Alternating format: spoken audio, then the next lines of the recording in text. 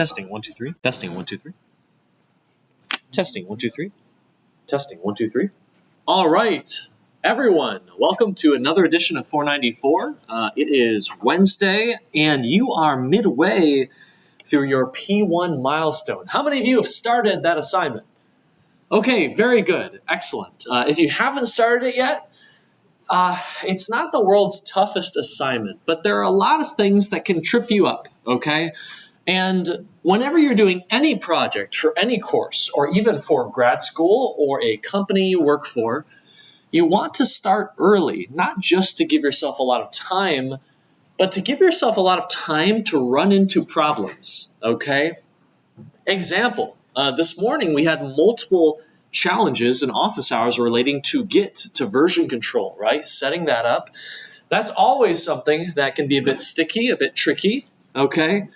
And it's not a big deal if you run into that kind of problem on the first couple days of a project, okay? But it's a huge problem if you run into those kind of issues a day before the deadline, okay? So there are a lot of tiny things that can trip you up. You start projects and assignments early to give you a lot of time to solve those issues. There's a lot of office hours remaining and a lot of time to figure out the solution, okay? So our mission today is going to be relatively simple. You are, getting into project one. You are starting to build out your mental model of how do you do things in the world of game dev? How do you build something in Unity? You know what you want, but how do you get it, okay? This is the most frictional part of the entire EECS 494 course. And if you ask most students who pass the course, who get through the course, I think most of them would say it's that project one, right? That is the toughest part of the entire course. And that's simply because, well, how many of you have never made a game before, right? This is kind of your first time, right? And the first time that you do anything, there's going to be a lot of that friction, all right? But I promise you, it's going to start to feel a lot more smooth. You're going to feel a lot more fluent. You're going to start to move faster, and things are going to get a lot more fun and a lot more satisfying within the next couple weeks, okay? So hang in there, do the best you can in the next couple of weeks, use those office hours. We can really, really speed you up, okay? And so our mission today in the middle of P1 milestone is going to be to talk a bit more about how you build things in Unity. We're going to go over a kind of tricky but super powerful topic, asynchronous programming. We're going to talk about coroutines today. Okay? Coroutines, if you can master them, will make so many things in Project 1 easier, but also Project 2 and Project 3, okay? And I'll explain to you what they are in just a moment and how you can use them to do really interesting gameplay mechanics really quickly, okay? We've got a bunch of other stuff I want to show you to help, for instance, make teamwork a lot more effective. And if we have time, we'll either do raycasting today or we'll do a little programming together. We'll build out a little, a few features in a game together. I'm not sure which one we'll do. I haven't decided. But let's go ahead and get started. Have any of you played Metal Gear Solid or heard about the series? You've seen some video footage, a very influential early 3D game. Metal Gear Solid had a really unique camera system. It's kind of a stealth game. It's very cinematic. It was famous for its kind of mature and detailed story in that era. I found some footage the other day that was really cool. So what are you looking at here? It's kind of blurry, but in this bottom left corner, you have the gameplay footage from the game, okay? And that kind of top-down camera perspective. You're going to notice the camera moves a lot. Up here, you have basically a Lego set that the development team has put together, and they have their own little mini camera that they're manipulating to kind of get a feel for what the camera should work like and how it should work, right? So watch this. This is them paper prototyping the game's camera system to get a feel for how it's going to work before they go and implement it. A reminder, in those days, in the 90s, it was especially expensive to write code and to put something into a game. We didn't have the wonderful iterative game engines that we have today, and so you really want to be sure you were doing something right before you went and programmed it. And so this is how the designers knew this camera system was going to be very cool and it was going to work in the ways that they needed. So anyway, kind of interesting stuff. A quick note, if you are having any version control troubles, or let me ask you this.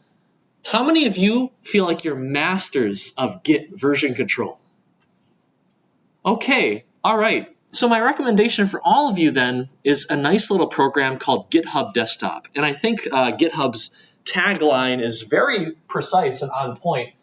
If you've ever had struggles with Git, or if you've ever had merging issues, you forget a command in Git, right? Or you mistype it, and now the repo's in a weird state. Oh gosh, what's going on? This is awful.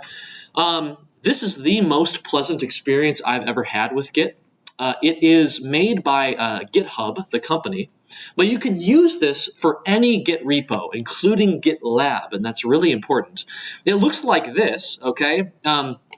When you make changes in a repository, the changes kind of build up here on the left side. You can click on them to see and get the diff, see what changed. When you're ready, you can go down here and make that commit and then push it to your repo in just a few button clicks. It's really nice. I've got it right here. I used it a lot when I was making the game engine architecture course. If I go in, I've got all these repos, right? And I can go in to this repo in particular and go find it on disk. If I go and edit my make file for game engine architecture, don't show this to any of the game engine architecture students, okay? If I make that change right there and save it, it found the change. I can see what that change is. I added a space into my make file. I can then make a commit, blah, blah, blah, and then I can push that to my repo just like that.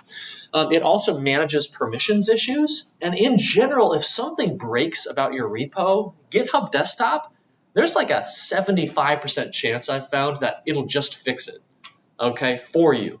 All right. So anyway, I highly recommend GitHub Desktop. You can use it with GitLab. You want to use GitLab in this course, and I'd say in most of your game dev courses, because your project and repo sizes are going to start getting big. Okay, I'm talking maybe up to a couple gigabytes. GitHub will start yelling at you and start demanding money. Okay, GitLab will not do that. All right, they're still kind of coasting off investor money right now. We want to use that fact. So I recommend GitLab over GitHub for the moment. Okay, let's keep going. A quick note, anyone see the Sonic 3 film? All right, pretty nice film. I saw it not too long ago. One of my friends did the animations for the end credits of that film. They created the low poly models for the Robotniks. They based it, so this is Brent Lattery, and he went and grabbed the first ever polygonal 3D model of Sonic, which we believe is from Sonic the Fighters, and he kind of touched it up. The thing, though, is that that game did not have a 3D model for Shadow, and so he actually had to go and create that and try and keep it cohesive with the other models that he got from the official game that was ripped. And so, if you watch that film in the credits scene, it's got a really great kind of ending sequence, and you'll see a bunch of his work. I bring this up because I'm working on that interactive 3D art course. I can't decide whether I should call it the technical 3D art or 3D technical art or interactive 3D art. I don't know what I'm going to do. But hopefully we'll have confirmation that that's going to run next semester. And it's going to be all about, hey, let's learn Blender. Let's figure out how to create characters and models and environments from scratch and then get them working in a really good fashion interactively in a game engine. I'm talking not just a character T-posing through your game. I'm talking, how do you make a character blink? How do you make a character kind of take their neck bone and like bend it to look at nearby objects as you walk past, right? How do you do cutscenes? Things like that. Anyway, so I'm in the low poly modeling mood, that is to say. Okay, I think I'm gonna skip these for now. Maybe I'll show you this one. Okay, augmented reality is kind of a EECS 440 topic, but this is some of the fun people have been having with AR. So augmented reality is this idea that we can take footage of the real world or your understanding of the real world, and we can manipulate it. We can add things, we can get rid of things. Pokemon Go is a good example, but here Pepsi was very mischievous. They put what looked like a window in a bus stop, but actually it's a TV, okay? It's showing camera footage from the other side. As a result, they can do all sorts of things. They can bring in digital characters out of nowhere. If anyone's looking, they can bring in a killer robot. This one is a bit crazy. They bring in a tiger, okay, and the person stands up, right? This is all to say that game dev and augmented reality and virtual reality are heaven for pranksters, okay? And I'm going to show you some more fun pranks a bit later in the course. Pranks that are maybe a little bit, even a little bit evil, okay? Yeah, don't, make sure your pranks never hurt anyone when you make them, okay? All right. Okay, so a reminder, right? So on Project 1, how authentic do your visuals and audio need to be? Not very. But you probably do want to try and keep things authentic. That makes your portfolio piece much more valuable to you. People will be much more impressed if they can't tell the difference between your recreation and the original game. But keep in mind, for grading purposes, we care about the gameplay impact of the aesthetics.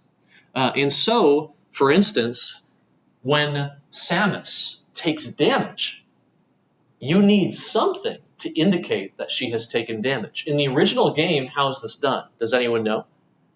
Samus is running through the area and she gets hit by a zoomer. So what happens to her? Any idea? Come on. Yes? Yeah, right? She gets a bit of knockback, and then she flashes a little bit. I think she actually flashes like an invisible color. In Zelda, it's actually a red flash. And this is to tell you that you took damage, and also to tell you that you're invincible for a little bit of time, so you can kind of recover and figure out what's going on. If you leave that out, that's going to have a very bad impact on the player's experience. From a gameplay perspective, they might not realize they just took damage. And if they don't realize they took damage, well, they might be in a worse position than they think, okay? And they might make bad decisions now. They might take more risks because they don't realize they have barely any health remaining. So that's the kind of thing we're thinking about here. You don't need to do a red flash, but you need to do something to indicate that damage has been taken. There's also a sound effect that indicates that, hey, you just got hit, all right? We're trying to give feedback to the player to help them understand the game state. That is called juice, and it's a very big topic in the middle of the course, okay? I'm going to show you a ton of nice juicy effects to help players understand and feel their game better, okay? Anyway, that's what we need. You can do anything, though. We don't care about the authenticity of the aesthetics. We care about the gameplay impact they have. You must recreate that part of it. Okay? A tip. When you are in Zelda, for instance, all of you doing Zelda, you're working on the sword. You might be working on the arrows this week. Treat them as a separate game object. Okay?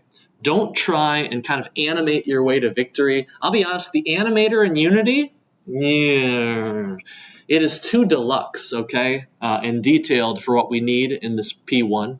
So I recommend creating the sword and the arrows as separate game objects, spawn them in, okay, and then let them do their thing. You keep the game objects separate, that simplifies everything, okay? So keep that in mind. Yeah, we might talk on, well, Monday is going to be our MLK Day, so we won't meet on MLK Day. But either today or next time, we'll be talking more about your architecture on P1 and how to really make code bases in Unity much cleaner, much nicer, okay? So look forward to that. All right, I want to show you a few fun P1 bugs to kind of keep in mind. We'll just go through this really quickly. Hello. Hello. I think this is yeah, no, we got them. We got them all. Is my cursor no longer working? Here we go. All right, so aesthetics, like we said, are really important. Aesthetics are one of the ways that we give players information. When the player presses the attack button, they expect to send the arrow out to the right, correct? But unfortunately, this is a bug. we've got the game indicating that the sword should go out to the east, but it's coming out down here, the nether region, and that is not something that the player is going to expect, okay? Here's another one. It's kind of funny, all right? You don't want this kind of thing to happen. You want the game visuals to reflect the actual state of the game.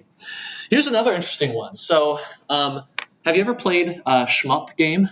Galaga, okay, Ikaruga, right? So this is basically Zelda, but it's a shmup now, a shoot 'em up, a space shooter game. In The Legend of Zelda and many early NES games, you could only have one projectile on screen at a time.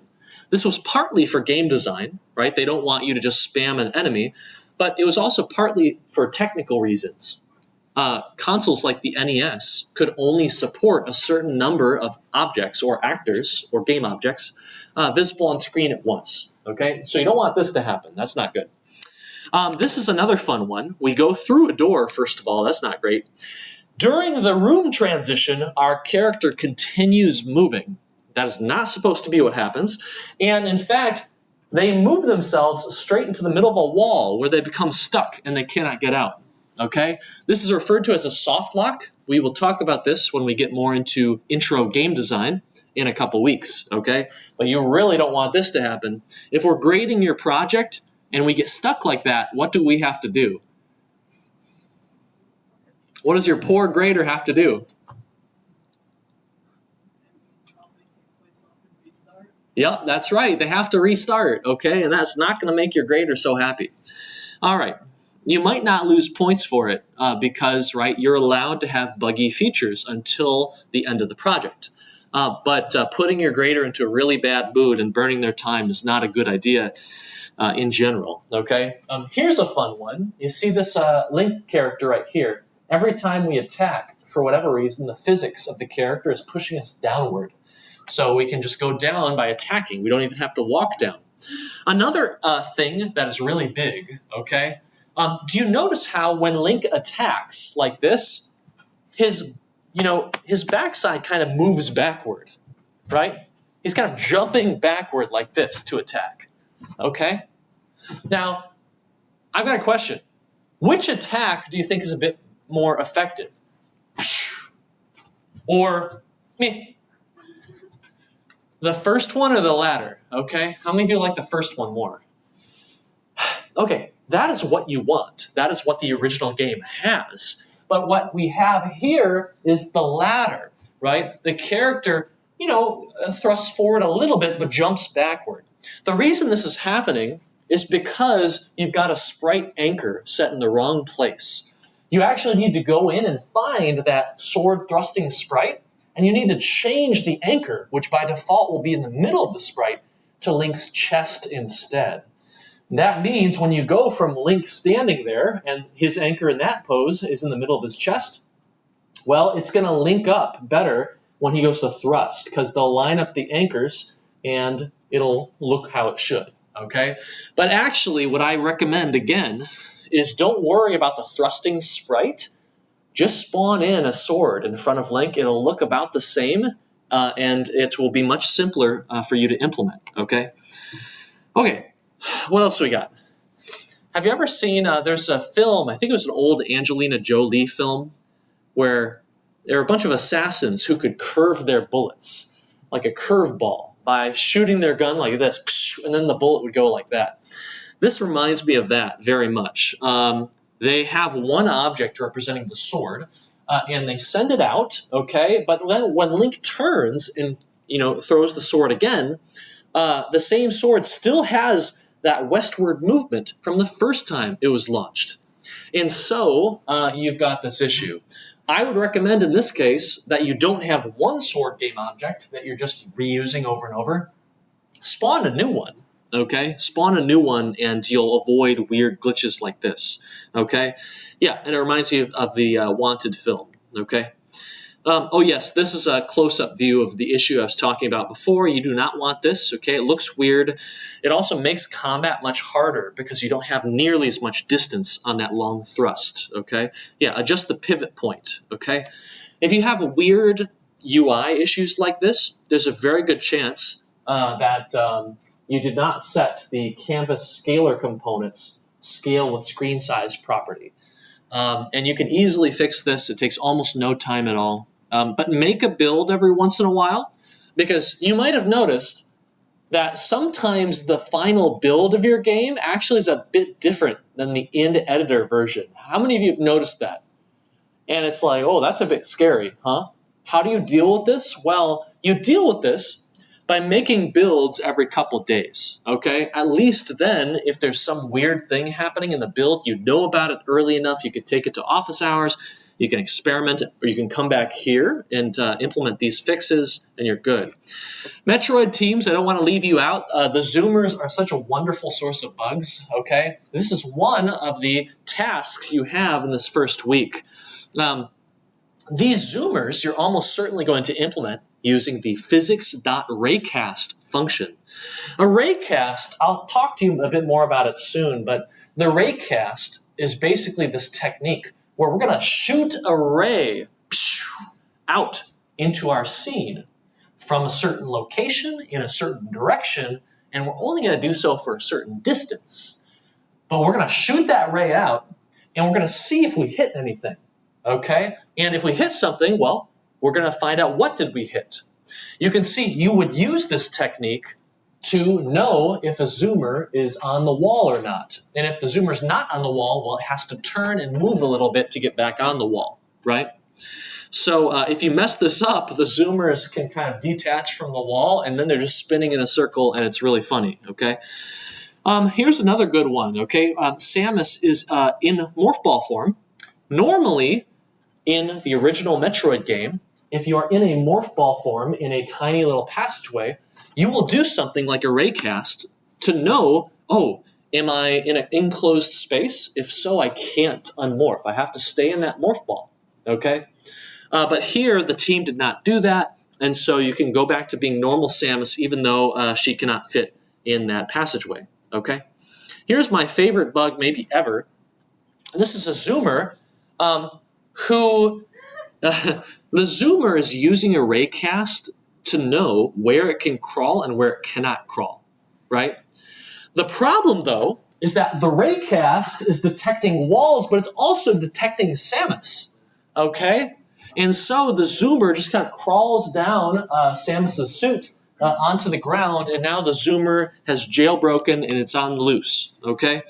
Now this, I'll be honest, this doesn't look like a bug to me. This actually looks like a feature. Like you can imagine a custom mechanic for P1 Gold where it's like, hey, you're used to fighting zoomers, but here's a friendly pet zoomer. And you have to like guide it around the stage, and maybe you can get the zoomer to crawl up a wall and hit a switch for you to let you into the next room. Anyway, I don't think anyone's actually done that ever, but I'm still waiting. Hey, in this course, never let us design your games for you, okay? This is a design course for you. You make the games you want to make. We will let you know if your games have design problems and you have to address them. We'll often give you ideas for how that might be done, but it's up to you to solve your problems in the way that you see fit, okay? All right, so anyway, yeah, I think this is just cool as heck. All right. Okay, does anyone have any questions or comments on any of this stuff? Okay, I want to give you one of the more practical pieces of advice, probably in the course, okay? You are going to be communicating with other people, other human beings, your peers, okay? You're going to communicate with them a ton in this course. On P1, yes, but massively on P3. So it really makes sense to take that operation, that act of communication, and make it super efficient. Have you ever tried to describe something to your friends or your family, and you don't really have an easy way to do this? You don't have an image, maybe you're stuck on your phone, so you're trying to direct them someplace, you're trying to direct them via a map or something, and they're not getting it, right? You're trying to communicate, it's just not working, you waste like 10 minutes, right? So I want to show you something. I want you to imagine for just a moment I'm not going to send this to Brent Lattery. Who can I send this to? It's going to be funny. Should I send it to Nat? I'm actually not going to send my fake message to anyone. Here's imagine that we see a bug, okay? Here's a good bug. You're making the game. Oh, wait, no. I want this. Here we go. Imagine you're making your project 1 and, you discover that, oh, we've got a bug. I need to tell my teammate about that so they can go and fix the bug. Maybe it's their area. They made the sword mechanic. It's not working, okay? So what I'm going to do, Control-Shift-2. Oops, I need to start ShareX. Sorry. Okay, there we go. Okay, is ShareX running? I think it is. Is it? 2. Hello. Oh, yeah, now it's running. Is it? Okay, yeah, now it's running. It was just a bit sleepy. Okay, so imagine that I see this bug. I've got a program called ShareX running on my computer right here, okay? Control-Shift-2, okay? I can record any part of the screen I want. I want to record this area where the bug is, okay? Now I'm recording, okay? Look at this crazy bug, right? Look at that. It's nuts. Stop recording. It finishes, creates a video, it uploads to the cloud, and then it puts it into my clipboard. So I just send it and copy and paste it to my teammate like that, okay? And now my teammate can see the bug within a few moments, all right? Now, you can also do other things. You can do a screenshot.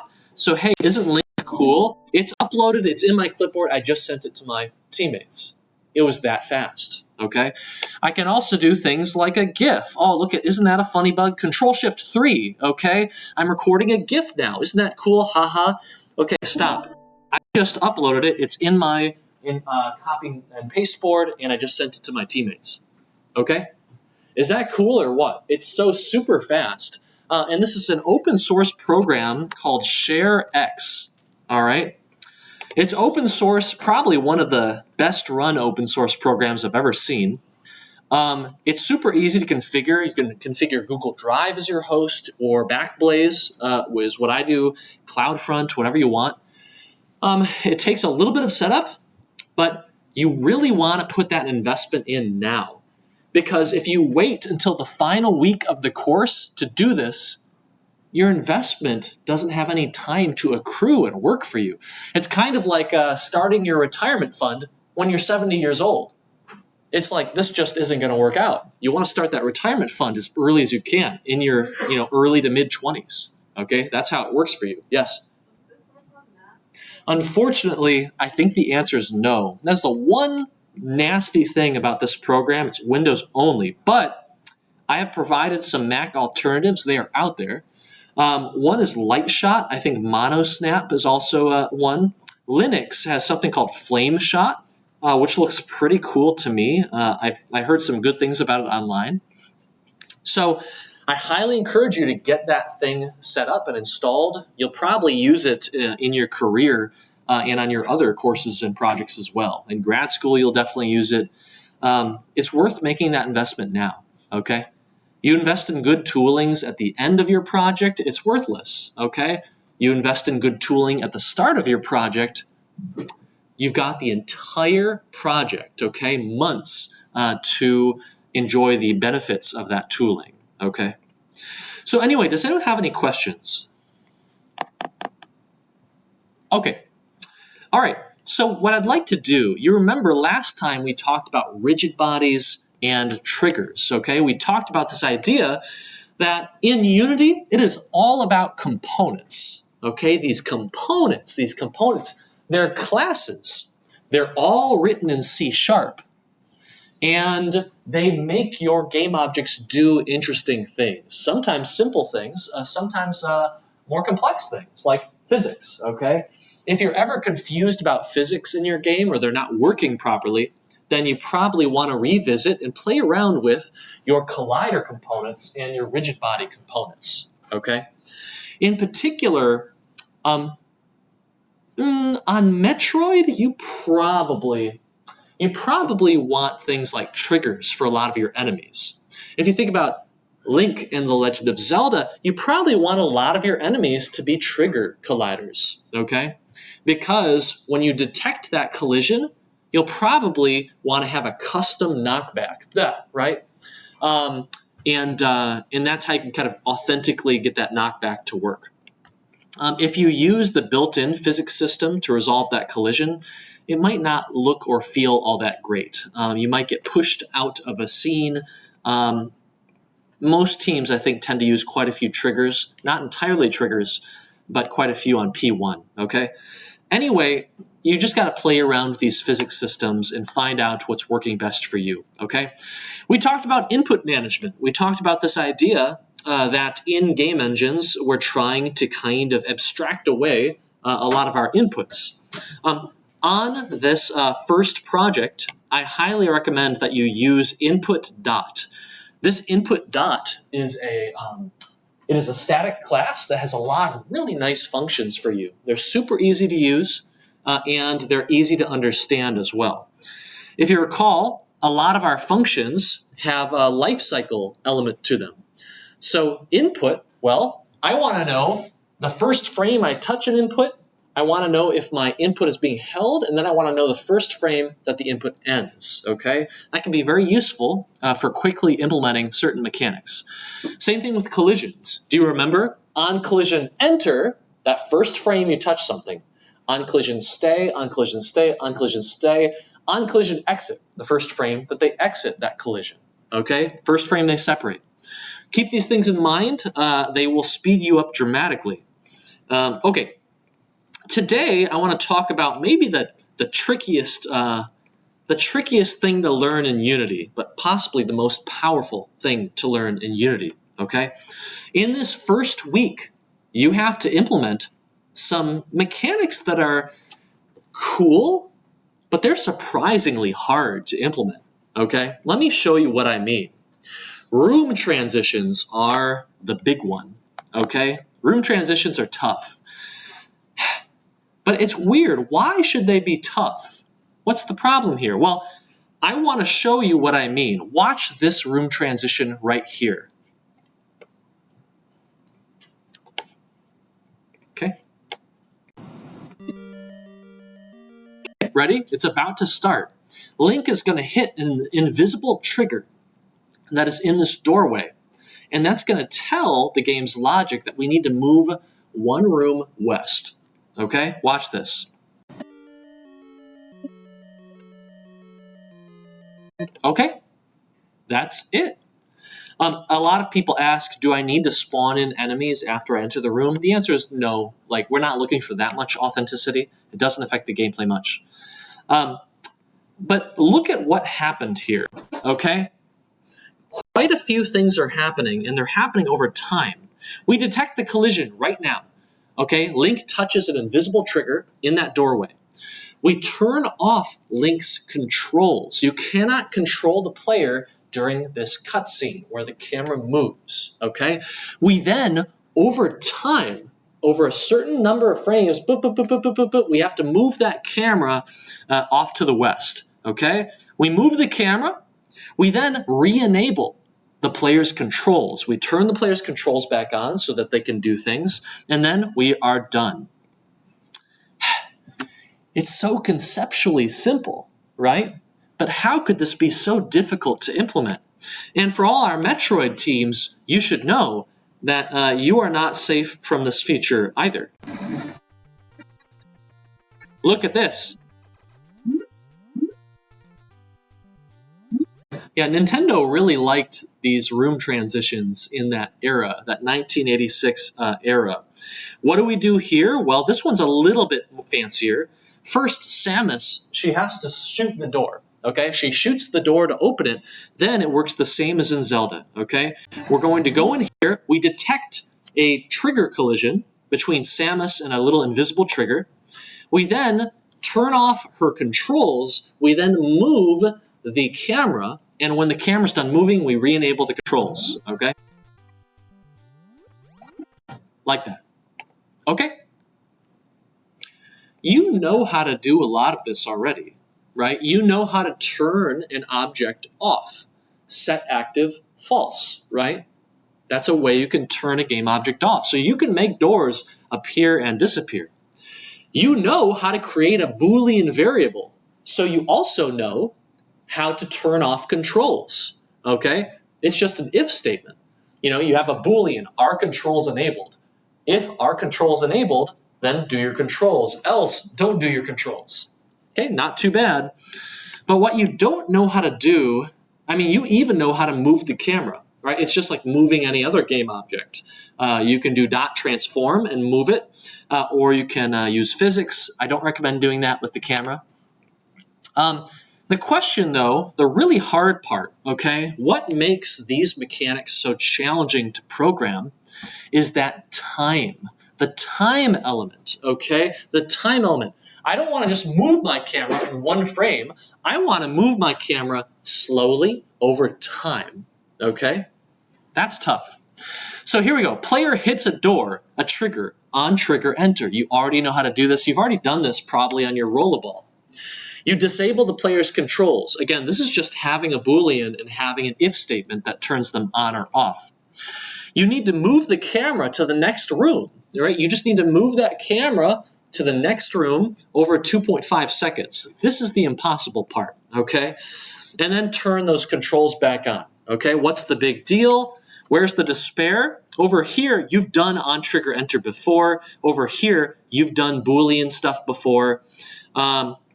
But here, you don't know how to move something over time. Probably you don't know, okay? It's kind of an awkward thing. This is a temporal mechanic, okay?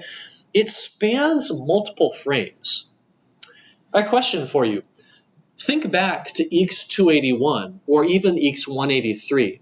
You have a function, that main function, right?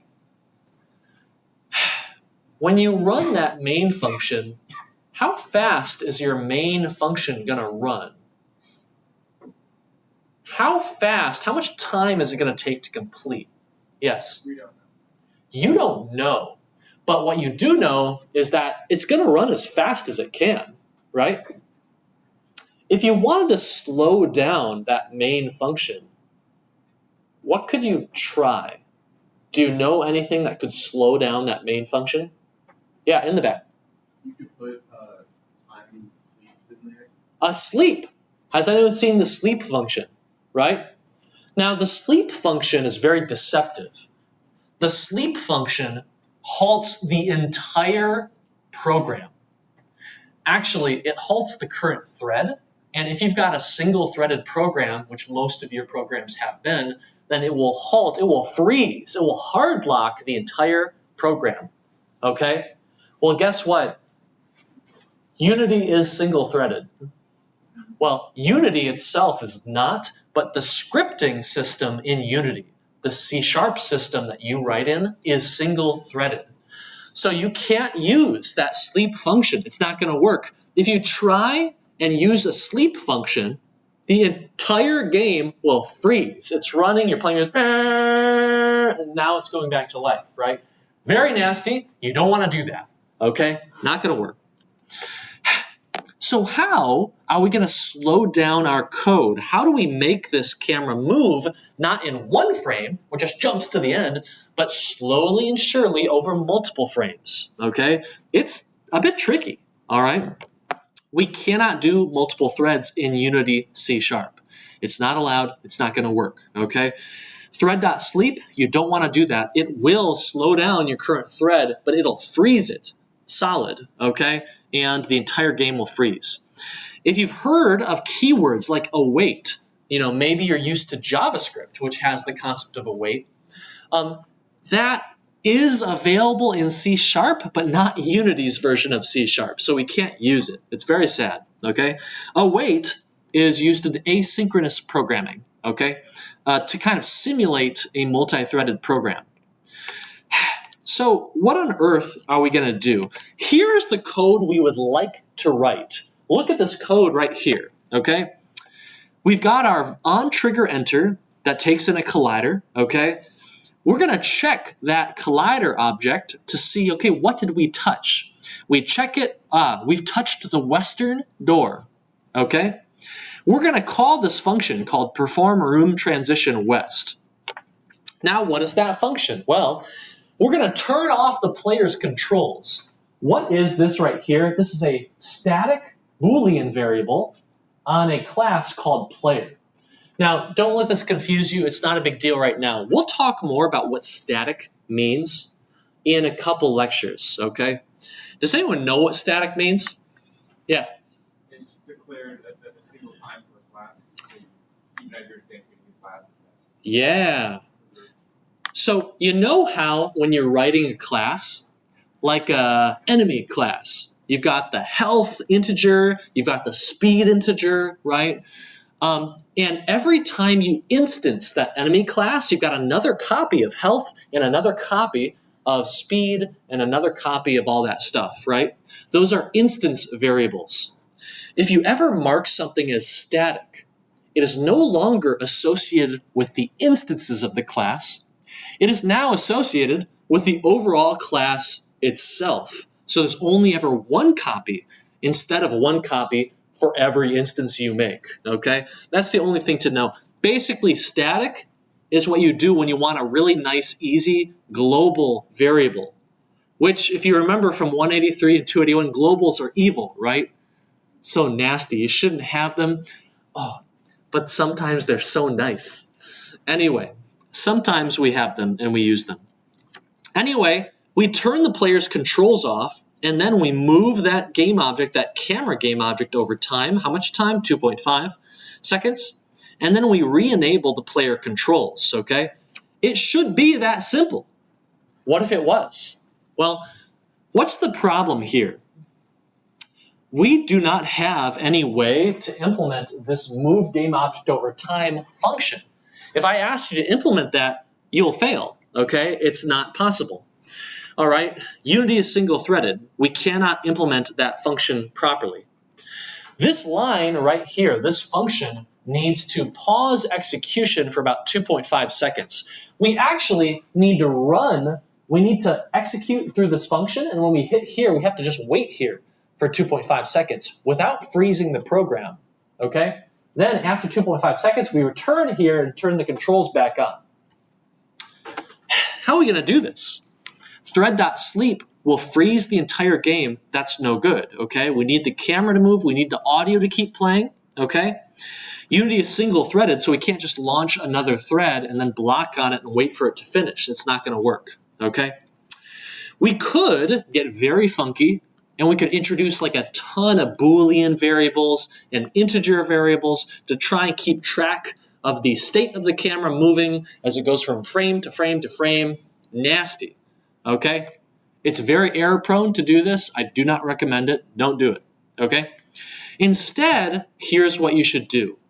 Use coroutines. There are so many game mechanics that play out over many frames, okay? And not just on that one frame. And so Unity has provided us this lovely tool called coroutines to deal with this. And it's going to take a little bit of getting used to, but if you can master it, and it won't take that long, you're going to be powerful. You're going to move through, you're going to blaze through these projects, okay? Here is a coroutine. And you know what I'm going to do? I'm not going to tell you anything about this code. I'm going to let you look at it for just a moment, about 20 seconds, and then I want one of you to stand up and act out this coroutine for all of us, okay? There are some things in this code you don't understand yet. You don't know what they are yet, but I think you can read this code and be like, I have an idea of what it's going to do.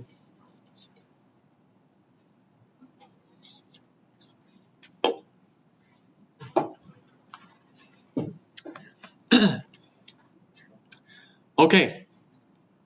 Who is our theater major in the room? Who would like to demonstrate? Demonstrate. All right, rock and roll. Are you ready? I'll give you 3, 2, 1. Hello. There. All right, very good. I would say a little bit fast on the there, but here's what happens, okay? Hello. There. And this is why. This is a component. You know that because it is a class that derives, it inherits from mono behavior okay? Does anyone know what monobehavior is? It's like, what a strange word. What does that even mean? Well, guess what? This is one of the biggest mistakes Unity made, I think. Monobehavior is literally component, okay? It's just another synonym for component, okay? It is a singular piece of behavior, a monobehavior. It's a component, all right? And so this component right here is something that you stick on to a game object. When that game object spawns into the game, i.e. when the game starts, this start function is going to run, okay? You know that from your programming you've done already. The start function automatically runs when the game begins. So in here, we have this function called start coroutine. And this is how you call a coroutine, okay? If you write a coroutine, it's basically a special function that has a superpower. It can delay, it can chill, it can yield, and let the rest of the code base run while it hangs out and has tea or something, okay? So we're starting a coroutine. Which coroutine? I want to start the delayed hello coroutine, which is right here. Okay, this looks like a function, right? Normal C# function, except it's not, okay? And here's, unfortunately, another thing you got to memorize. If you ever want to create a coroutine, here's how you do it. You create a normal function, but it has to have the return type IEnumerator, okay? There's another return type in there called IEnumerable. That's not the same thing. Okay, that's not a coroutine. You need IEnumerator, okay? That turns this entire function into a coroutine, which allows you to use this keyword, yield return. This is basically how you wait for something. You yield for something. You say, hey, I'm going to chill, okay? And I'll just let you run. I'll let another function run. Or in this case, I will use a special object. This is an object of class wait for seconds, and we're creating a new instance of it. How many seconds should we wait for? 3, okay? And so we're yielding, we're stopping this function and we're letting it yield and chill out. What are we yielding on? We're waiting for this object to finish its business, okay? It finishes after 3 seconds, and then we return into this coroutine, and we go to the end of the function and we print there, okay? It looks a bit funky, right? And there are a couple things you have to memorize here. The first thing, always call a coroutine with start coroutine. Otherwise, you're going to have a bad time. It's not going to work the way you think it will, and it will not do the things you want. The second thing you just have to memorize is that IEnumerator return type, okay? And that's it. Otherwise, it's just functions calling other functions. Except now our functions can actually chill, they can delay, they can wait, and it's really wonderful, okay? Without freezing the program, without all that nasty business, all right?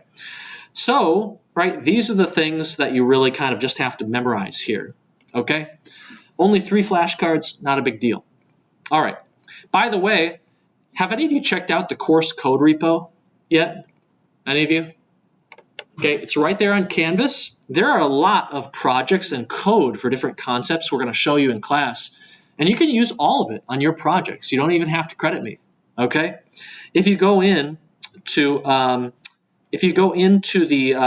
raycasting and UI folder, you can open that up in Unity, and hopefully you will be able to learn and poke around and learn coroutines a bit faster, okay?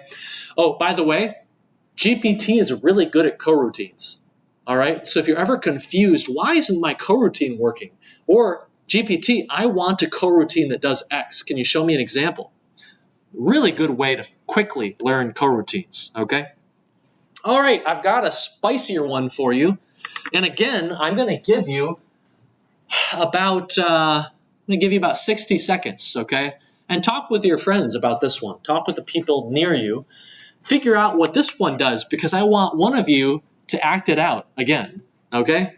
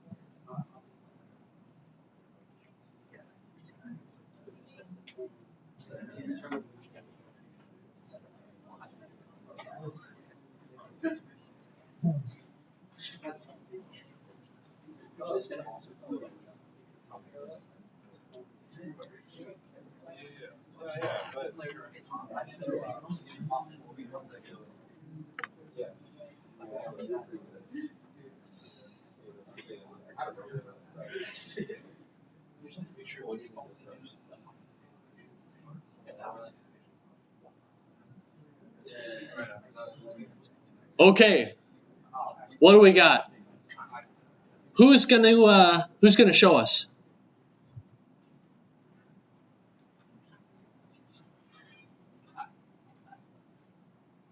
There's a future star just sitting in this room. I know it. Here we go. Our star. Go for it. Ready? 3, 2, 1. Hello. There. Very good. Well done. Very good timing as well. Perfect. Exactly. It is hello. There. Okay? Someone does that to you in real life. You're going to be like, what on earth is this person? Okay. So here's what happens. Here we have possibly the most powerful use of coroutines.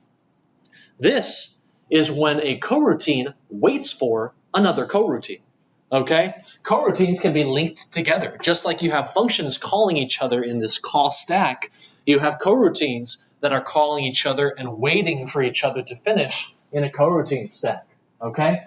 When our component is attached to a game object and the game starts, this start function will run. This start function has a line called start coroutine, and which coroutine do we want to start? We want to start the delayed hello. Here it is. You know it's a coroutine because of that special IEnumerator return type. It's got to have it. If it doesn't have it, it's not a coroutine. Okay? We immediately print hello to the console. We then do a yield return. So without knowing anything else, you know we're about to wait for something. Okay? Maybe we'll be waiting for a certain amount of time, like in the previous example. But actually, in this example, we're waiting for another coroutine to launch and finish. Okay? So we start a coroutine, and we're going to wait for this coroutine to finish. Which coroutine? It's a coroutine called do some humming, and we're passing the integer 3 into it. This is the do some humming coroutine. It is a coroutine, so it can also wait and pause. Okay? We know that because of IEnumerator. 3 comes in as this variable called number of notes, this parameter. And we've got this while loop here. While that number of notes is larger than 0, we're going to do a hum. Okay, we print hum to the console. We then reduce that number by 1, and we wait for 1 second. Okay? After that second of waiting is done, we re-enter the coroutine right here. We go around the while loop. Number of notes is now 2, so we do another round. Reduce it to 1, wait a second. Okay? We then have 1, which is still larger than 0. We do hum, we reduce it to 0, and then we do 1 more second of waiting. Now, we have number of notes equal to 0. The while loop condition is now broken. We end the coroutine. This coroutine is complete. Okay? But we were waiting for it to complete up here. So we return into delayed hello. We go down that call stack again. We come out right here, and we print there to the console. Okay? Now you say, wait a second, what's the point of all this? Well, do you know that in Zelda, there are certain rooms you'll have to implement where the door won't open until you've defeated all the enemies, right? In the first room to the left where the bats are, what happens if you defeat all of the bats? A key spawns in. Bingo. So you could have a coroutine, okay, wait and then spawn key, or spawn key after enemies defeated. And one of the things in here is, hey, let's start a coroutine and let's wait. This coroutine is going to check to see if all the bats are defeated. So every frame it's checking, are the bats defeated? Are the bats defeated? When it is defeated, we end the coroutine, we come down here, spawn the key. Just like that. Easy to read as well. Wait for the bats to be defeated, spawn the key. Pretty simple, okay? And again, you can get all this code and you can mess around with it and play with it on the repo if you want. Yes? Is that less performant than just doing that in bucket loop? Performant, yes. Coroutines are not the world's most performant technology. But again, in this course, for now, You care about development time performance. How fast are your developers on your team implementing features? How high quality are those features? Okay? How high quality is your code base? That's what you really care about. Optimize for performance when you have performance problems. Because if you want to make code that runs really fast, what you'll find is that that code is often kind of difficult to read. It uses uncommon or special techniques that your teammates will be confused by. And so in the industry, what you usually find is that the performance of a game during production is usually kind of bad. Because during production, you're focused on content, getting things into the game, making them great. At the end of development is when you do a performance pass. You go back in and you mangle that code however much you need to get the best performance possible. And that's often how it goes. Okay, so focus, at least for now, on dev time performance and not on optimizing things, especially if you're not seeing bad frame rates. If you get really bad frame rates, hey, you got to go in and optimize stuff, right? There's a profiler in Unity that will tell you exactly which functions are slow and what's slowing you down. So don't optimize things ahead of time. Premature optimization is the root of all evil. That's the classic computer science line. So please delay that as long as you can. Okay, I've got another challenge for you. This one is really hard, okay? This seems like a really good group. We'll see if you're up to this task. Here's your challenge. What does this coroutine do? Ooh. And if you can't really see it, you're welcome to come up. It's like story time, okay? You can come up and get a bit closer if you want to. Also, you can watch this live on Twitch. So if you got your laptop right there, you can get the screen right in front of you.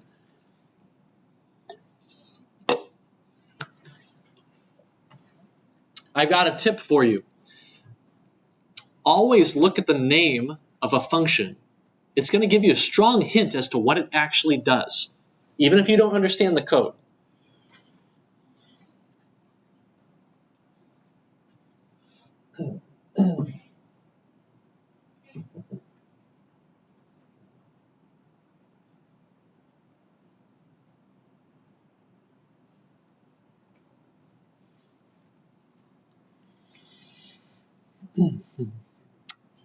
If you ever raise your hand and I don't call on you, it's nothing personal. Every time you raise your hand, I try and go around to other hands in the room, but I will eventually come back. So does anyone have an idea on what this might do? And I've got another tip for you. You might want to use this code this week. And you can use it. You can just take it. What does it do? The object moves from the initial position to the final position in a span of 25 seconds. It then waits 2 seconds, and then it moves back to the original position. Bingo. Bingo! This is a component, okay? This is a component that calls a library function. This is a static function, public static, so it's a global function. You can use it from anywhere. It's in a class called coroutine utilities. And this is a component. You put it onto a game object, and when you press the space bar, 1 Mississippi, 2 Mississippi, 3. How long does it wait? Oh, 2 seconds. 1 Mississippi, 2 Mississippi. And it goes back. Does that sound like any particular tasks you might need to implement for this week? I don't know. Yes? Enemy movement? Maybe. Or maybe a camera. Okay? If you stick this on your camera, this is what you're going to get. Spacebar. Camera moves over, okay? And then a few seconds later, it comes back. Oh, huh. All right, interesting. Huh? So if you're confused by this code, I'm going to walk through it really quickly, okay? First, however, I'm going to walk through this coroutine utilities function. This function is called move object over time, and it does exactly that, okay? You can see it is public static. that means we can call this function from anywhere. We don't need an instance of any object to call it. All we need is to write coroutine utilities, the name of the class it is in, and then dot move object over time. And we can call the function from anywhere. It's so nice, okay? Now, this function, move object over time, it takes a few parameters. That's another thing. If you ever want to know what a function does, you look at its name first, but then also look at its return type. In this case, we can see it is an IEnumerator. It's a coroutine. It can wait. It can do things over time, over many frames. Awesome. But also, if you want to understand the function better, you look at the parameters, okay? This takes a target transform, a game object, basically, okay? Remember, every game object is guaranteed to have a transform component, okay? So transform is basically a game object. It takes an initial position in the form of a 3D point, a vector 3 data type, and it takes a destination position, again, in the form of a 3D point, vector 3, and then it takes a float duration, and what are the units? In seconds. It's not milliseconds, it's in seconds, yeah. Are game objects passed by reference then? Yes. So in C#, which is a managed language, it does the thing that most managed languages do, okay? It passes almost everything by reference. You can think of it as kind of, sort of, everything in C# is a pointer, okay? Or by ref. The only things that aren't are primitive data types, like floats and ints and stuff like that. In C++, if you take the game engine architecture course, you have to be really careful in your C++ because you might accidentally pass something by value when you wanted to pass it by reference, or vice versa, okay? Anyway, in most managed languages, like C#, managed memory languages, things are passed by reference, okay? Anyway, all right, so here's how it works. We've got an initial time. We're checking the current time, okay? We're putting that into initial time.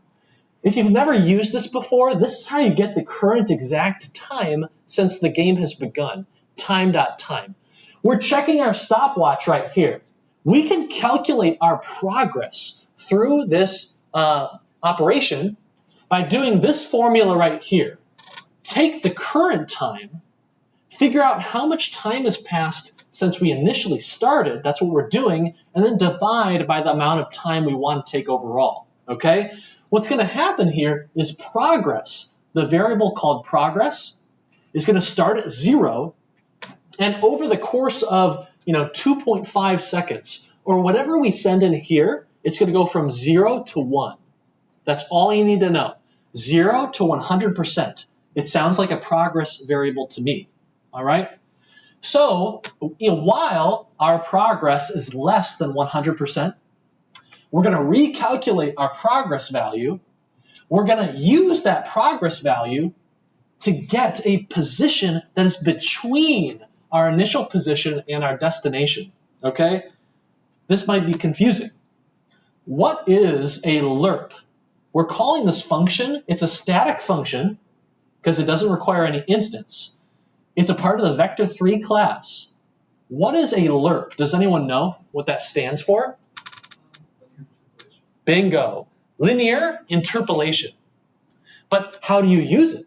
Well, it takes 3 parameters. It takes 1 point, it takes a second point, and then it takes a number. And that is how much in between do you want? If you give it a 0, you'll just get the first point. If you give it a 1, you'll get the end point. If you give it a 0.5, what will you get? Halfway, boom, right halfway in the middle, okay? Right? So what's happening here is as progress starts at 0, but starts heading toward 1, we are getting points that are interpolated between blah, blah, blah, moving from that first point to that second in a smooth way. That's what's happening here, okay? And by the way, if this is all confusing, yeah, there are a lot of things that you're seeing for the first time, and that's just hard no matter how basic the individual concepts are, okay?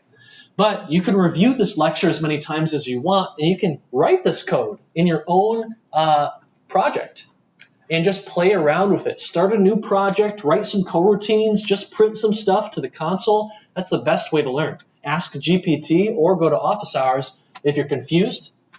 But anyway, we're going to calculate the new position for this frame. We're going to move that target object, which might be a camera. It might be an enemy. It's probably a camera, okay? And we're going to set it to that new position. Transform.position equals the new position. Remember, transform is our transform component, and that is where our current position for our game object is stored. That's why we write transform.position. By the way, has anyone used the get component function yet?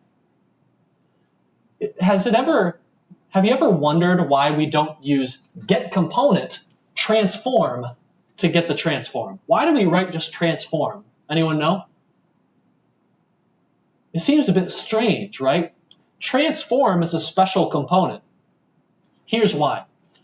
Unity thought it was really annoying that you had to write get component transform to get the transform and then do dot position equals new position. Because the transform is so commonly used, they gave you a shortcut, okay? But you can accomplish this exact same thing by going get component to get that component. And then you can use that if you want to move around. But anyway, just use this, target.position equals new position. We then do yield return null. We're waiting, right? We're yielding. But how long are we yielding for? Anyone know?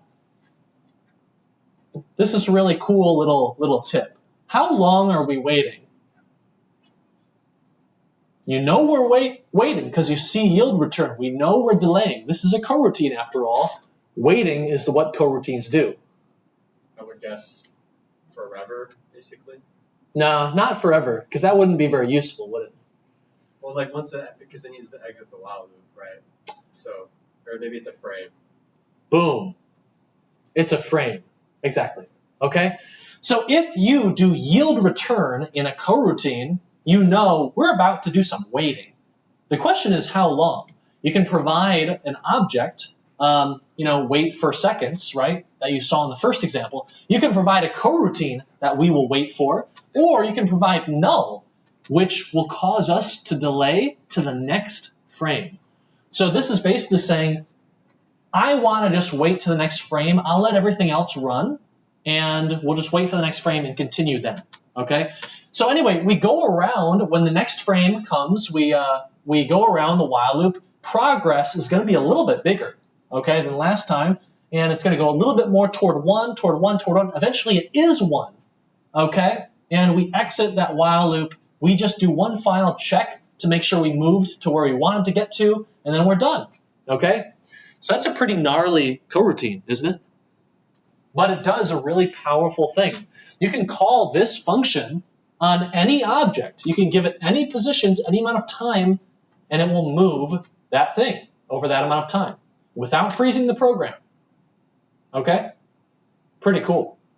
This is the kind of function. You use this on your room transitions. You move that camera, and you're going to have a pretty easy time with that task. Okay?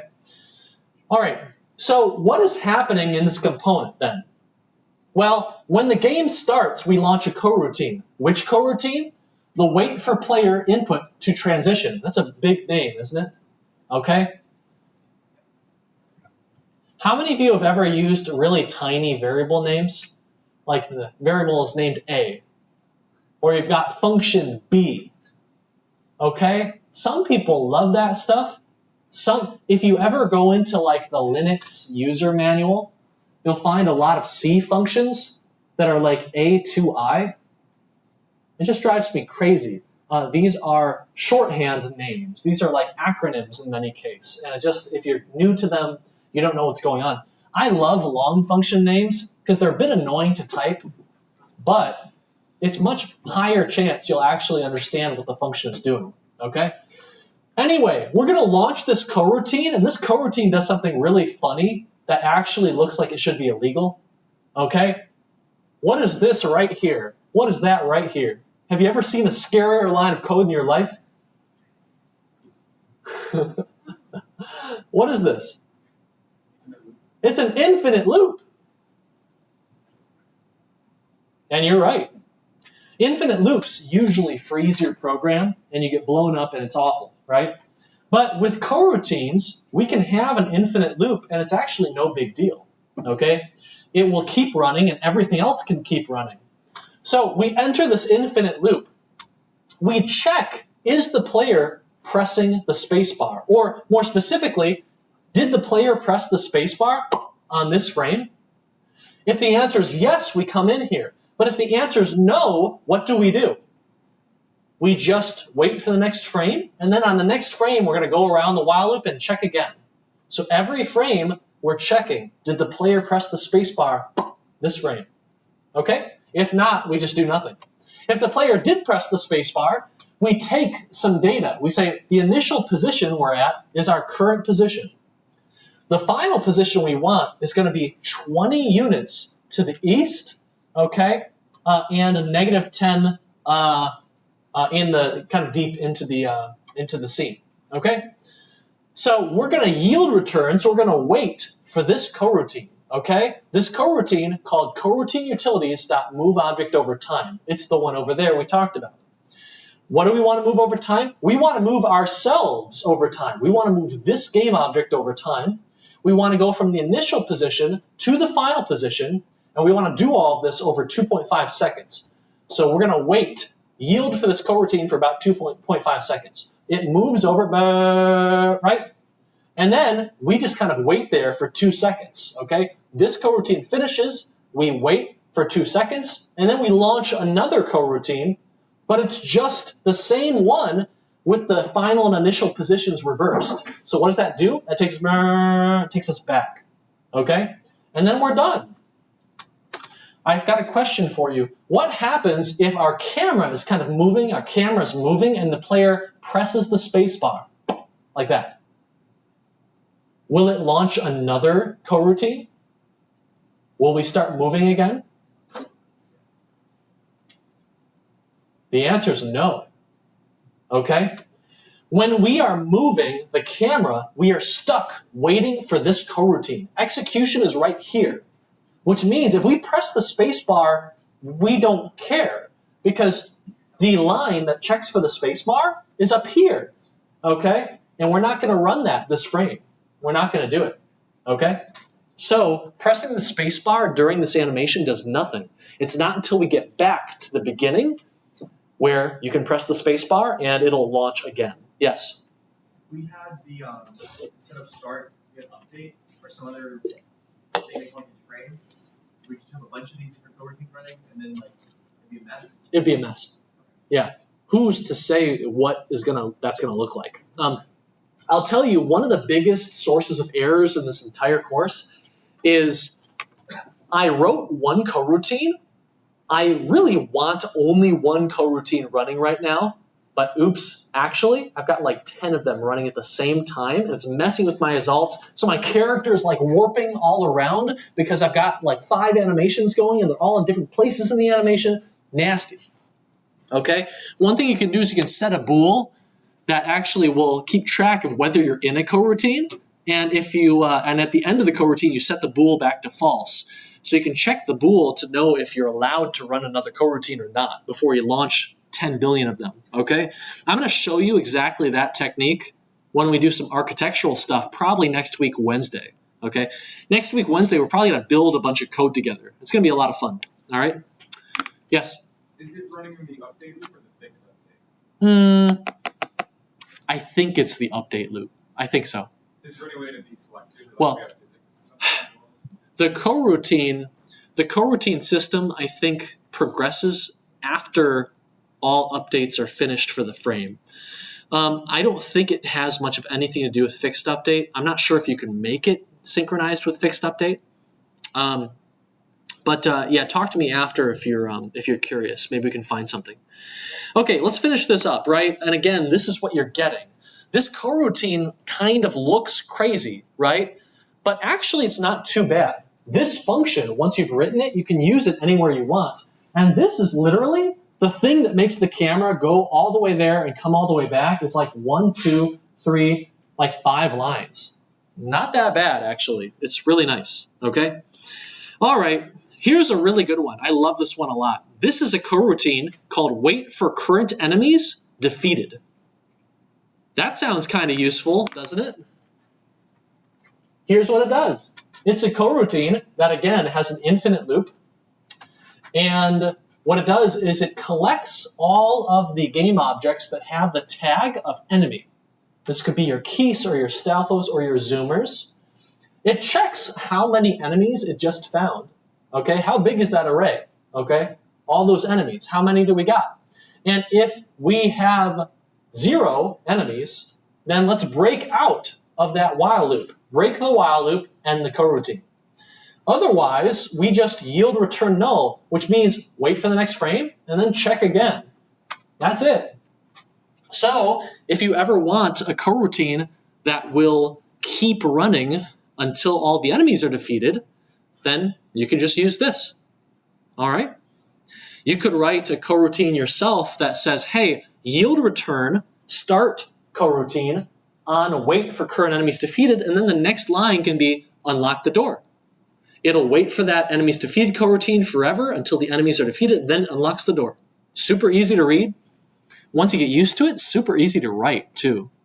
Otherwise, this stuff's going to be a little bit crazy if you want to write it otherwise. This code will fail. It's going to fail hard. This is a coroutine, and it's got a big problem. What's the problem? Then we're going to take our break, okay? What's the problem with this coroutine? If you run this coroutine, if you've got this coroutine in your code base and you launch the game, the entire Unity editor will freeze. Have any of you gotten the editor to freeze? And you're like, why is it freezing? Is Unity buggy? No, if Unity ever locks up hard, it's almost certainly you have an infinite while loop. One that you are not yielding, so nothing else can run. So what's the issue with this innocent-looking coroutine? You put this in your code base, you're doomed, okay? I'll see you in office hours. In the back. There's no yield return inside the while. Bingo. There's no yield return, right? If you've got a coroutine, you've got to have a yield return somewhere, right? That's the whole point. We got a coroutine. We want it to delay. We want it to let other things run while we chill, right? But this coroutine doesn't do any of that. Here's what happened, okay?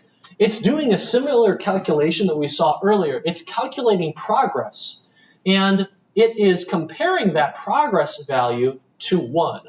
As soon as it hits 1 or goes larger than 1, we exit that while loop, we finish the coroutine, we're good. The problem, though, is that once we get into this while loop, we get frozen. Why? You would think, well, Austin, every loop of this while loop, we are recalculating that progress value, right? The time is advancing, right? So eventually, if we keep going around this loop, progress should become 1, and we should break out, right? Or larger than 1, and we break out. So what is the problem here? Yes? Bingo! Time never changes. It never goes forward. Why? Surely more time is passing even as we iterate infinitely through this loop. Well, the time system in Unity, it can't run because you're hogging the one thread that Unity has. And so it cannot run, which means this value never gets updated to the new time value. As a result, this line, this progress variable, never goes up, and you get locked into this while loop. The way to fix this, I think I put this in the next slide. Yeah, it's missing a yield return null, okay? Boom, we just fixed it. Done. Now it works exactly the way you want. The takeaway here, if you don't understand what happened right there, here's the takeaway.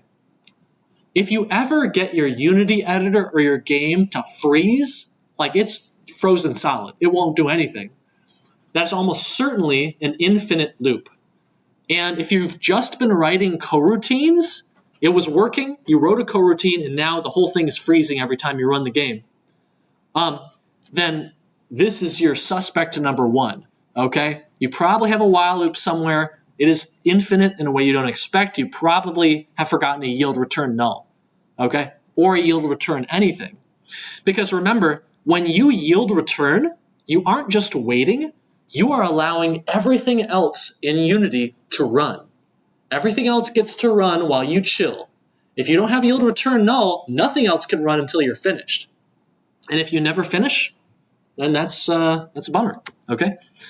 Anyway, the takeaway is this. Coroutines are kind of weird, right? They're a bit exotic. You know, they're something you might not have a lot of experience with. It might be a new concept to you, asynchronous programming.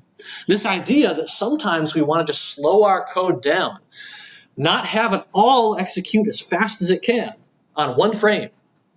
And coroutines allow us to accomplish this. So much of game dev is like, I want this cool animation. Metroid Samus comes down, da da da da da, right? Cool cutscene. Well, you might write that in a coroutine because that happens over many frames. Okay, you might program an animation in a coroutine because it happens over many frames, right? So keep in mind this stuff in mind. Practice coroutines, and you will be unbeatable toward the end of P1 and in P2 and P3. Your life will be much easier if you practice coroutines and you get comfy with them. Use GPT, go to office hours, talk with your friends and your peers and family, I don't care, and you will get better at these quickly, I promise. Okay, I want to take a 5-minute break, and then we're going to come back with ray casting. We're going to do our little architectural stuff when we come back next week, okay?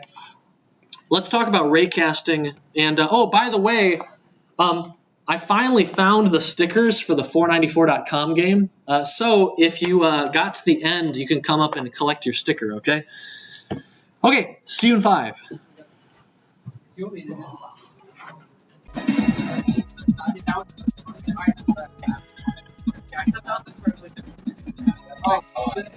was like. I'll show you the proof again. The sticker. Go for it. Yeah. I believe it. I also found it to be fun to not only also those actually like extra. Oh, you collect them all? Yeah, Nice. yeah. Okay, I don't have her sticker, but because they're stuck in Arkansas, but I do have a sticker. So there you go. Well done. You're a pro gamer. Yes, Also, no problem. question. The Unity version control. How have other students have they ever used it successfully? Well, Unity deprecated collaborative version control. The official one is called Plastic SCM. Kind of mixed reviews on that, I've heard. I always use Git. The main technique, and I'll probably mention it when we get back into things here, but the main technique that I see working well is basically you don't want to work on something at the same time as your teammate, because Unity can't merge prefabs properly. It can't merge seams. It cannot merge scenes super effectively either. And so you can merge code just fine. So you can work on the same C# files if you want. But what I recommend is when you're working on a task, you tell your teammates, hey, I'm working on this prefab link. No one touch link, okay? Until I do my push, okay? You do your work on link, you do the push, you say, hey, everyone, do a poll now. I just finished some changes on link. They get the changes, now they can work on link if they want to. Okay. So the P1 project management document, the assignment spec, has a bunch of discussion and tips on this. So you can read through that if you haven't. I know it's a big wall of text, but there's a lot to talk about. Yeah. All right. Yeah, That helps. I appreciate yeah. You're welcome.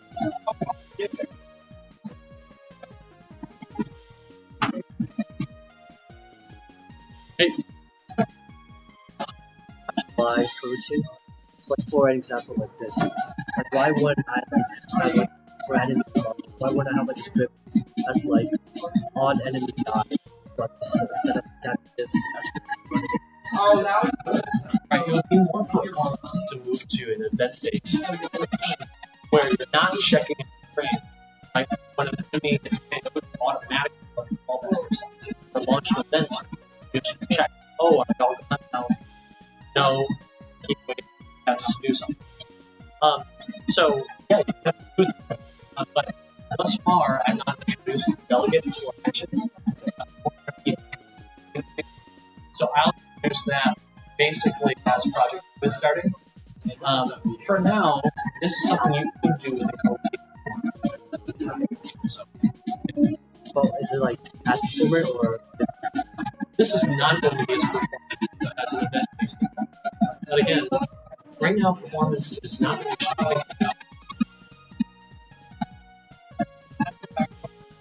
Hey, how's it going? I got the. Just a second. I just want to make sure this is going to work. Oh, goodness. Okay. This is the wrong project. Secret Snail 2. Here it is. I think this is it. Okay, so what's that? Oh yeah, I got that. Hey, good job. Yay. So for the other ending, Magna's sticker is like, it's held hostage in Arkansas right now. you're good. Like the USPS is not delivering it, so I'll have those soon. I'm glad that happened. Yeah, good job. You're a programmer. Okay. Hey, good job. Well done. Like I just said, The other ending, or I. it is. Okay. Yes. However, I don't have the sticker for Magna yet because it's been stuck in USPS hell for like a month. So I'll let you know when they're here.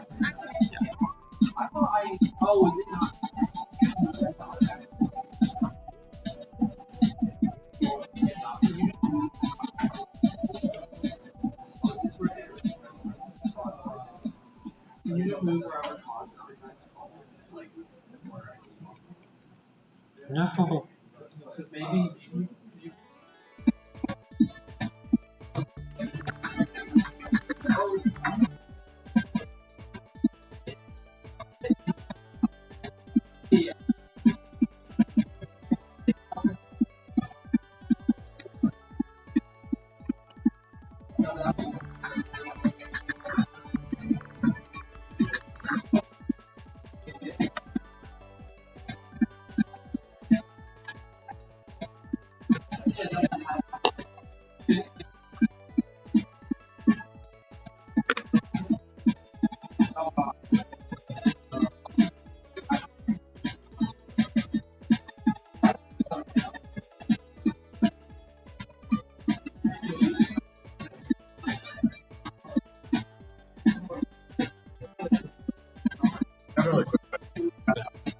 For Metroid, I was thinking of implementing like sound effects from a different game.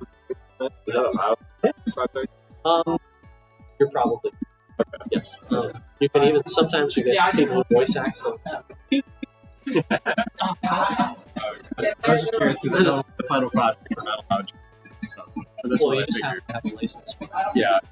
Yeah, on this one we actually don't care that much. If you do get dinged or something, just send me an email Okay, sounds good. and I'll remove it. And take it. Toot toot.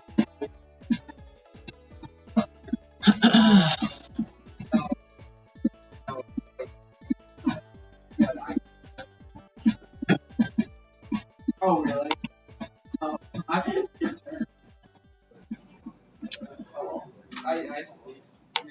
Maybe I should just like go because I'm pretty sure I did. I thought it was okay. Have you tried dodge? Oh, put dodge. Because you don't want to take knockback if you have dodge.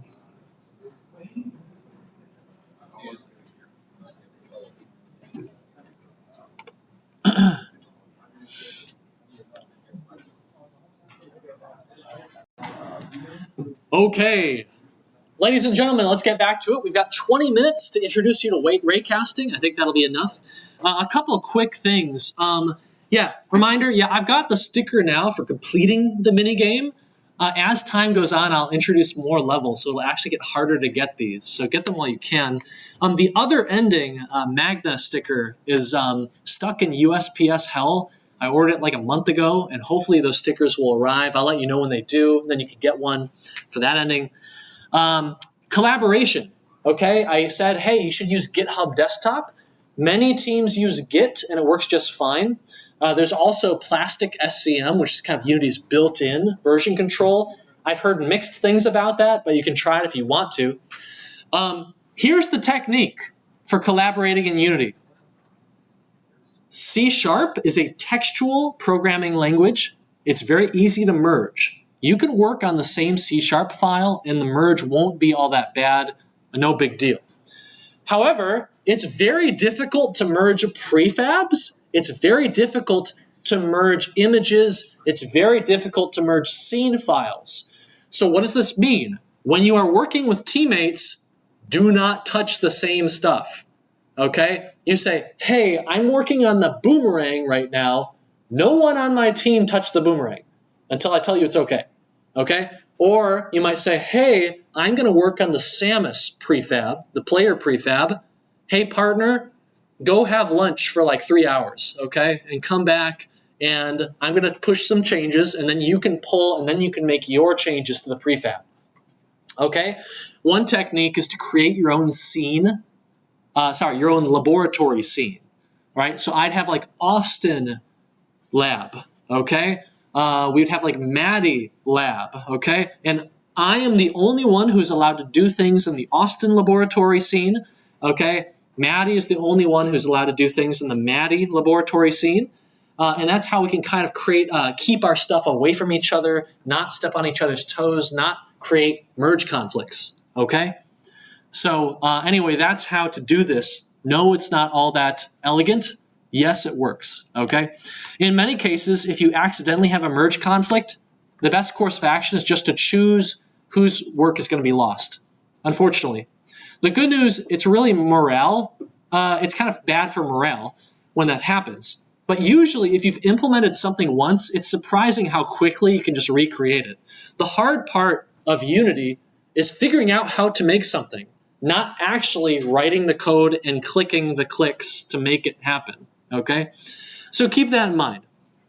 You can merge the C# script files, but you cannot merge the prefabs or the scene files or stuff like that. So communicate, and you won't accidentally alter the same things. I'm going to show you a video game. This is a brand new video game coming out. I'm thinking it could be our next big franchise. Okay, I'm thinking cartoons. I'm thinking merchandise. This is a game called Secret Snail. Okay. And do we have audio? Oh, I thought we had audio. Well, we're going to have audio later. Okay, this is Secret Snail, and I can kind of snail my way around with my snail trail. Now, there are guards. You see, we're infiltrating this high-tech base. And if I go around the guards, there's no problem. But if the guards see me, an epic chase is going to break out. Are you ready? Ah! If I get away, then I can get the guard to stop following me, and then I'm good, okay? I can also slip past the guard's very narrow line of sight, and we're good. Because here's how the guards work. I can click this button, and I can show you the ray casting lines that help the guards see, okay?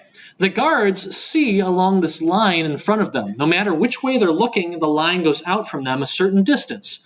These are ray casts, okay? And as soon as I cross that line, it's going to start following me. But if I can get out of that line, okay, then it's going to stop. Uh-oh. Juke 'em. Okay, it's going to stop. I can also do this, which is kind of fun. Whee! Okay, why is the guard stuck to the wall? The guard is trying to chase me, so it's pushing itself into the wall, which is causing a lot of friction, which is causing it to not slide down the wall. Okay, that's why this is happening. I really like this part. Hold on. Okay.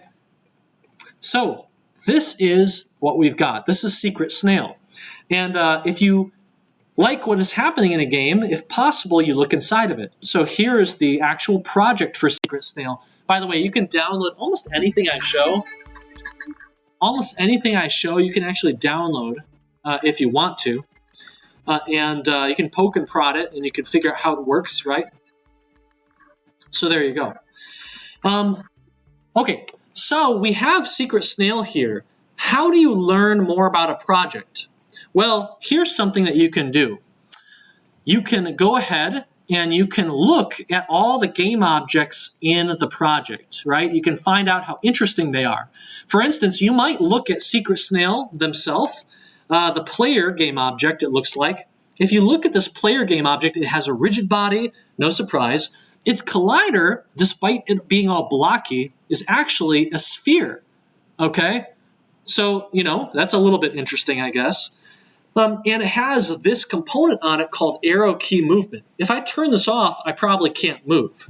We can double click its name right here, or we can double click it in the project pane, and it will open up that C# code, and we can actually read how the component works. It has a velocity, it grabs a reference to the rigid body, and we can see here, it uses input.getAxis raw, horizontal and vertical, blah, blah, blah, blah, blah, blah, blah. Oh, get out of the way. Okay? It sets the velocity, the rigid body's velocity in order to move, and that's all you really need to know. Okay? All right. So, yeah, it's a pretty standard arrow key movement component. But the more interesting game objects might be these enemies. You can see that the enemies, all three of them in here, are prefabs. Okay? You can tell they're prefabs because they are blue. Their names are blue. And if you click on the enemy and then go over to prefab, you can click on the select button. It'll actually take you to the prefab it's using. Prefabs are really nice. Let's say I want to make all these enemies really tall. I don't want to change each enemy. I'm just going to change the prefab, and now they're all tall. Okay, that's the magic of prefabs. Anyway, if you look at this enemy, it's got a bunch of components on it. It's got a mesh render, right? So I can turn off the mesh render, and now the body of the enemy is gone. Now notice the eyes are still there. That's because the eyes are actually their own game objects parented to that enemy game object. So I can go in and turn the eyes off if I want to. I don't want to do that though, okay? So we got a sphere collider, that makes sense. The enemies are kind of round. We got a mesh render, right, as we said previously. It has a transform component, like all game objects have transform components, okay? But it has a few that are more interesting. We can see it has a rigid body, so it's going to have physics. It probably is going to move itself, not by doing, you know, transform.position equals a new position. It probably is going to grab a reference to that rigid body and do rigid body.velocity to move the object, okay? But the most interesting thing here are these two components, enemy controller and then chase transform. What does the chase transform component do? What do you think? Remember how we said you can read the name of a function and its parameters to get a good feel for what it's going to do? Here, we can read the name of the component, chase transform, and we can look at its parameters. It has two, a target transform and a velocity number.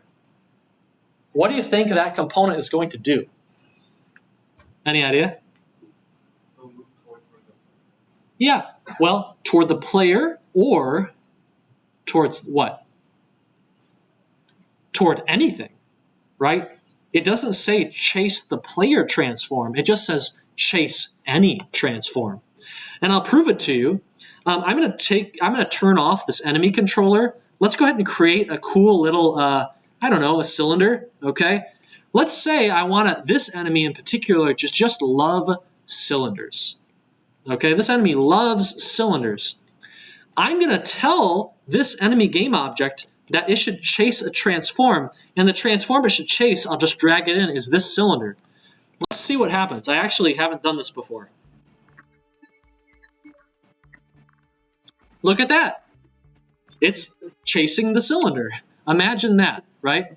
So this is a really nice reusable component. And if I move this cylinder, you're never going to believe what's going to happen. Okay? So, hey, I've got a question. What happens if I want this enemy to chase me? What should I do? Well, I can go to the enemy, and notice, we're playing the game, and I'm just doing these experiments, and it's really awesome. I can go to the enemy game object. I can say, hey, you are currently chasing the cylinder, but I really wish that you would chase me.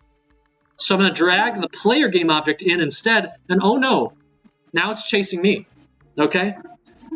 So you see, we built a component that's really nice and reusable, right? It just does what its name is. We can have it chase the player or another enemy, or we can have it chase a pillar. Wait a second, this gives me an idea. Real quick, I want to do this.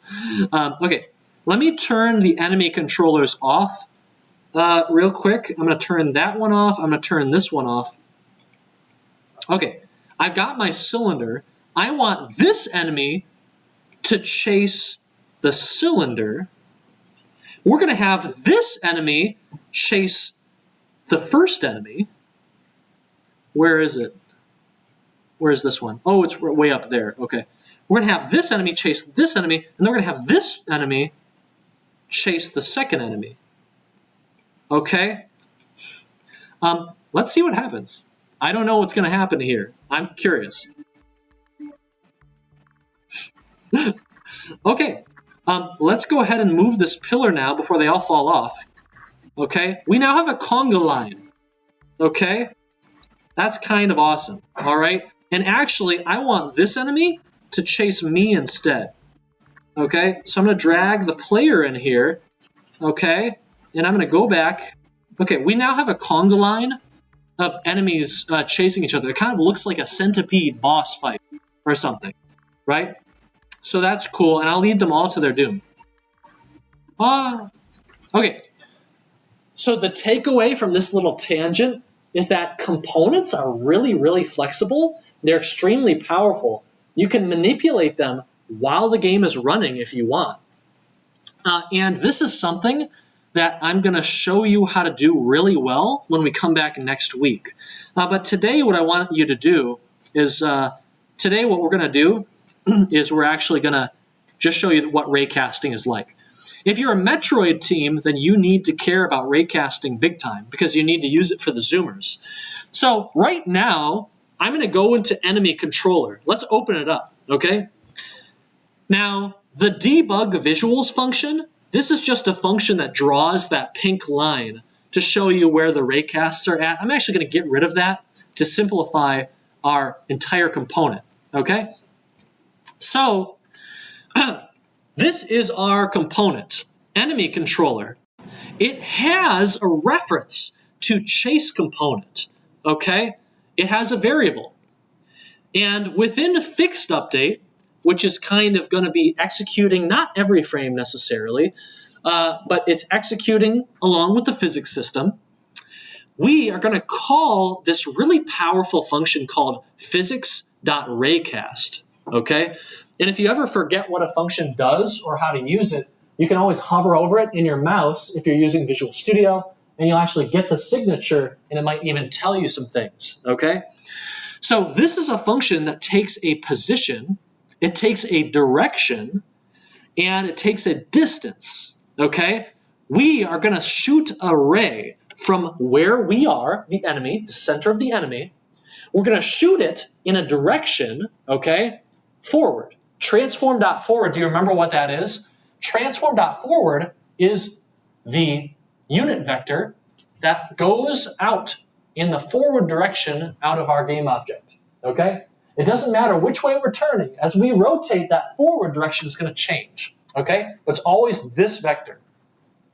And we want it to go 5 scene units in distance, okay? And so this is what causes those pink lines, those raycasts to go out in the face of the, from the face of the enemies, okay?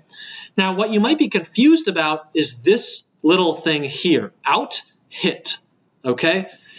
Hit is this object right here, raycast hit. This is an object that basically contains a bunch of information about the hit and what happened on the hit, the raycast, okay? If the raycast hits something, the function will return true, okay? But this function also wants to return a bunch of other information as well, like what did we hit, okay? Where did we hit it? What was the normal vector of the surface that we hit? And so this variable is how we get that information. We're sending in an uninitialized object, a structure, and this function is going to fill it out so that we can use it later. That's what the out keyword means. We're getting this structure out, and it's going to be filled with good stuff. The logic is like this. If we raycast out in front of us and we hit something, then we're going to check what did we hit. We're going to check that little hit structure, okay, right there. We're going to grab the collider. The collider is a component that's on a game object. So we're going to check the game object. We can then check its name or its tag to find out what it is. If the enemy raycasts out and sees the player, we're going to begin chasing that player. Otherwise, we're going to destroy our chase component. This is saying, hey, if we see the player, start chasing the player. But if we're currently chasing the player and we're no longer see them, then get rid of that chase component. We don't want to chase anything, okay? The begin chasing target function simply checks if we have a chase component. If we don't, we add that component, and then we configure the component to chase our player, okay? The player object is sent in as the target, the parameter right here. So that's what happens. If you look at the chase transform component, right, I'm actually going to show this to you in real time, okay? Take a look. We're going to go up to this enemy, pause the game, and when we look at this enemy, it currently has a chase transform component. But that chase transform has no target. It's null, so it can't chase anything. Well, when we run through this line, the enemy controller is going to set that target to be us, okay? And it's going to start chasing. Boom, okay, it's chasing. We ran through the line. Now let's look at it, okay?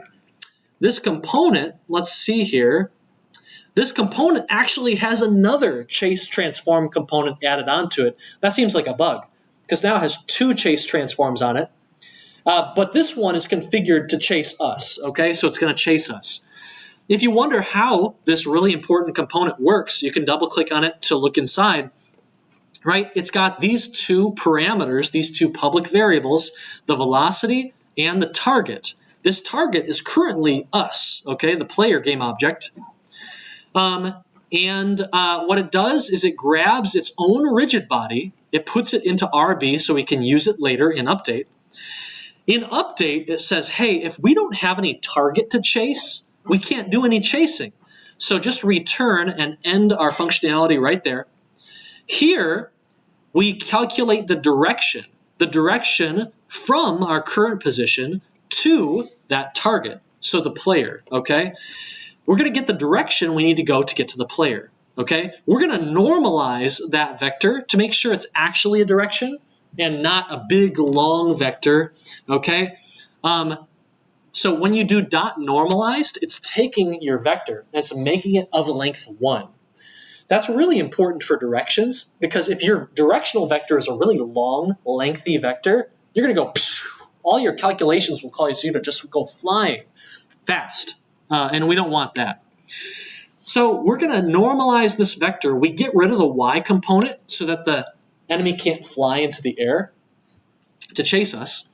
And then we set it equal to our velocity, okay? So we're going to multiply that direction by our velocity value, which by default is 2, not very fast. And then we plug that into the velocity. Right here is what might confuse you. This right here is to prevent us from floating over the thin air, okay? This adds gravity back in to our movement equation, okay? If we're moving up or down, well, this is where we get that back into our velocity. Otherwise, if we just use this, our enemies will literally just float over the air to get to us, okay? And this right here sets our direction. Remember that forward vector? It's always out the front of our game object. Well, you can get that, but you can also set that. And if you point it at a target, boom, it'll point directly to where you're going, okay? So if you ever need to rotate a game object, this is a super easy way to do it. Transform.forward equals some vector. They're all just 3D vectors, okay? Anyway, that's how it all works. And you can see that raycasting is a very powerful way to look through space. So on Metroid, you care about this because the zoomers really need it, okay? The zoomers need it because they're climbing over the wall and they have to know when to turn. If the zoomer, right? This is the wall. The zoomer's going this way, and it's ray casting downward. And it says, whoop, I'm Wile E. Coyote. I'm in the middle of thin air. It needs to rotate to get onto the wall again and go down it, right? It needs to move a bit as well. If you are a Zelda team, how are you going to prevent the Stalfos, the skeletons, from walking into a brick wall? Well, you might raycast. You might have a Stalfos or a Goria or some enemy walking toward a wall. You raycast, oop, there's a wall right in front of me. I need to turn. Okay? One really common bug is the Stalfos walks up to the wall, doesn't detect the wall, and just starts walking into the wall. And the Stalfos is now stuck there walking into the wall for the next 5 seconds before eventually it decides to turn and do something smart. Sometimes a Stalfos will be walking along the wall, and then it makes a bad decision, and it walks straight into the wall because it didn't know there was a wall there. Okay? So that's how it goes sometimes. Anyway, a very powerful tool. The takeaway is this. Remember, this is a tough project. You're going to feel some friction. You're going to wonder, oh, I got to implement this feature. How do I do it? And all of that will become much more smooth over time. You'll pick up these new superpowers like coroutines and rigid bodies and raycasts. And eventually, you'll get to P2 and P3, and you'll just know exactly what you should do to implement some idea that you have. So hang in there, do the best you can, talk with your team member, okay? 2 heads are better than 1 on this P1 project. Use GPT, go to office hours, okay? And do the best you can, all right? You'll start to move faster, I think, very soon. Next week, we're gonna build a lot of stuff together, and I think that'll really help you get a feel for how to move faster in Unity, okay? We'll see you then. Take care, everyone. Bye-bye.